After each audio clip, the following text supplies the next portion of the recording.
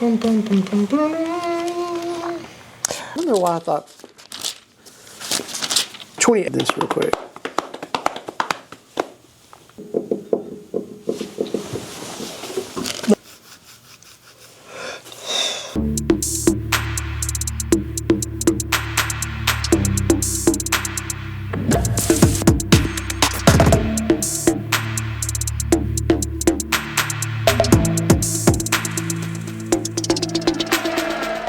What's up, everybody? I get the distinct pleasure of actually doing the intro to this video, and we are studying Acts 21 through 26 right now. I'm so excited. I'm trying to make this a better intro than Drake ever could do. So drop in the comment section if I did that. Also, tell us a little bit about the Apple AirPods if they drop something in the comment section. Yeah. You can possibly get a chance to win these. All you gotta do is, hey, what did you get out of these 5 chapters? And if you do that, you'll have a chance to win these Apple AirPod Pro, 4s.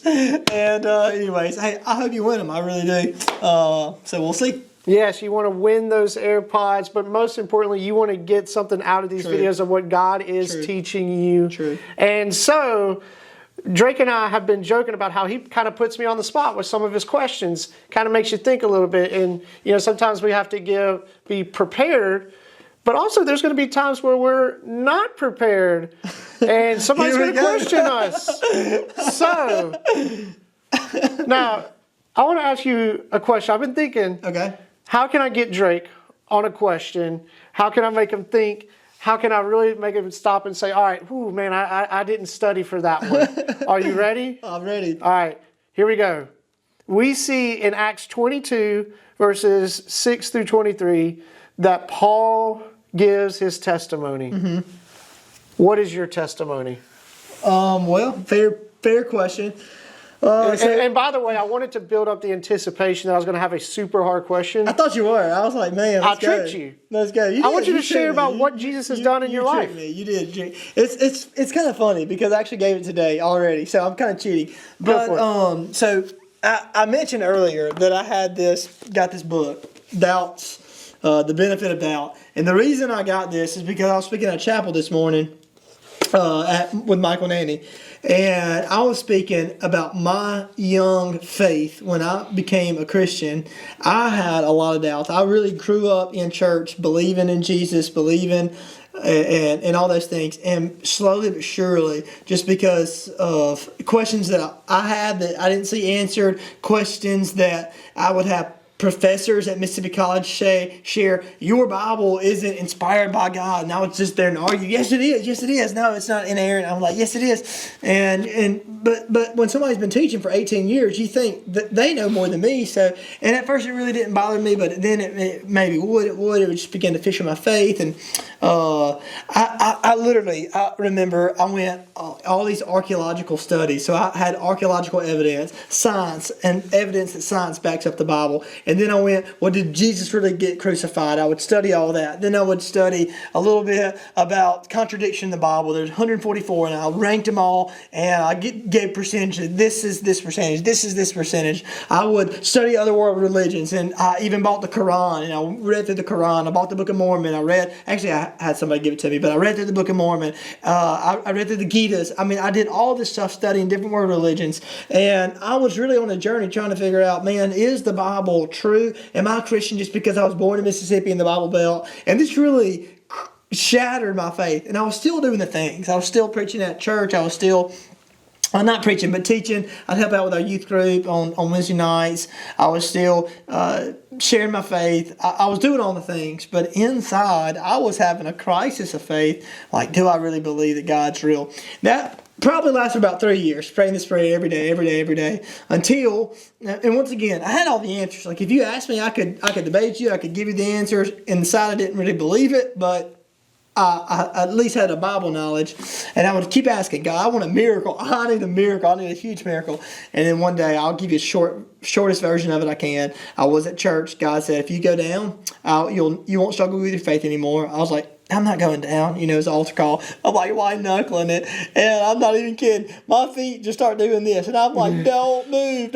I'm not trying to move my feet. My feet are moving, and it was just a weird thing. So I finally get to the altar, hit my knees in prayer, get back up from the altar, go back, sit down, do all this stuff. And I was crying because I was emotional, but I still had that doubt in my mind. Like, that was probably just coincidence and my feet did that. I don't know. I was going to explain it away is what I was getting at. And then in all 18 years of going to Monticello Baptist, I'd never seen this happen, but it happened this day. Somebody in the choir, they stood up. They asked Brother Tim, my pastor at the time, if she could say something, and she did. She said, I want to tell y'all a story. I've been trying to stop smoking. I've been trying to stop smoking. I haven't smoked in several months. But the other day I was out there cooking. My family was coming over. I was in there chef currying like I was cooking spaghetti. And I had this craving for nicotine. So I went out. I found this nicotine in the middle of the road. I started chewing on it. And then in the middle of crying, trying to get everything ready. And I was sad that I knew this nicotine. I was stressed. I was anxious, did all the things. God said, I want you to pray. And she's telling the story, by the way. She's like, I ain't praying, God. I don't deserve to pray. I ain't praying. And so she's out there, just giving her excuse. And she's in the church telling this. She's like, but my legs just started walking to the middle of the kitchen. And I wasn't trying to walk, but my legs started moving. And then my knees instantly hit the ground. I didn't want it to hit the ground. So now, little 18-year-old me, I'm paying attention. I'm like, what's going on? This is so cool. Anyways, she tells the story of this man who is in this subdivision. He's running, and he would later tell the story that God had told him, hey, I want you to go knock on that door. Nobody's going to answer. I want you to knock on it again. Nobody's going to answer. I want you to go in. I want you to introduce yourself. I want you to turn the oven off. I want you to pray for this woman. There's going to be a woman that has this cooking spaghetti. She's going to be in the middle of the kitchen on her knees. I want you to just let her know. All I want you to say, hey, God sees you. God cares for you. I want you to pray for her and then leave. And that's what he did. He came in. He saw the girl, put his hand on her, left. And to this day, I'm from a small community, like 500 people. She said, I never saw that dude before, and I never saw that dude since. And so in her eyes, he was an angel, if you would ask her. But I say all that to say my little self was like, God is so real, God is so cool. So that's not that. I say that's my testimony. That was probably my biggest aha moment in faith, because I was like, God, you are who you say you are. I had questions, but God, I chased down answers for so long. I wanted God to reveal himself. He didn't at first. It took a long time. Eventually he did. And it really, really, really made my faith, I wouldn't say strong because my faith is still weak, but it really, really helped my faith a lot. And so got this book, been reading through it, and just one of the other tools that I can help other people who doubt, because I was kind of in that same book. So that's a little bit about my testimony. I will say though, sadly that lady about a year later, she I hate to say this, but she took her life. Yep. So battled with addiction and nicotine and all that stuff. So she ended up dying. But anyways, but that's a little bit about mine. And hey, I'm gonna have to ask you a question before long. We're probably out of time today. I'm gonna have to ask you about your testimony. I'd love to hear what it is. I think that'd be cool. Love to do it. I think that'd be cool. But anyways, all right. Until next time, we'll see y'all later. And peace.